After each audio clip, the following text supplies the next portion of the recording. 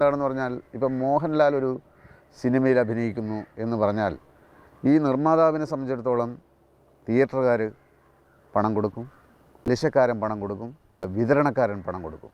അങ്ങനെ സ്വന്തം പോക്കറ്റിൽ നിന്ന് ഒരു പൈസ പോലും മുടക്കാതെ ഇദ്ദേഹത്തിന് നിർമ്മാതാവാകാം.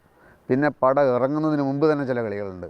ദുബായ് റൈറ്റ് വിൽപ്പന, പാട്ട് വിൽപ്പന, ചാനലുകൾക്ക് റൈറ്റ് കൊടുക്കുക. അങ്ങനെ ചുരുക്കി പറഞ്ഞാൽ മറ്റുള്ളവരുടെ പണവും ഈ പണവും എല്ലാം വാങ്ങിച്ച് സ്വന്തം കയ്യിൽ നിന്ന് ഒന്നും മുടക്കാതെ പടം ഇറക്കാൻ, മാത്രമല്ല കുറേ പൈസ ഇറങ്ങുന്നതിന് മുമ്പ് തന്നെ ലാഭമായിട്ട് കയ്യിൽ വരികയും ചെയ്യും. സംവിധായകനെ സംബന്ധിച്ചിടത്തോളം മോഹൻലാൽ ഒരു സിനിമയിൽ അഭിനയിക്കുന്നു എന്ന് പറയുമ്പോൾ ആ ചിത്രം സംവിധാനം ചെയ്യുന്ന സംവിധായകൻ്റെ പ്രതിഫലത്തുകയും സാധാരണഗതിയിൽ വർദ്ധിക്കും. അതുമാത്രമല്ല, പടം ഇറങ്ങുന്നത് വരെ അതിൻ്റെ ഗ്ലാമറിൽ വളരെ ഗമയോടുകൂടിയിട്ട് നടക്കുകയും ചെയ്യുക. പടം പൊളിയുമ്പോഴാണ് പരസ്പരം ഞാൻ നേരത്തെ പറഞ്ഞ പഴിചാരലും ചെളിവാരി എറിയലും അതുമൊക്കെ സംഭവിക്കുന്നത്.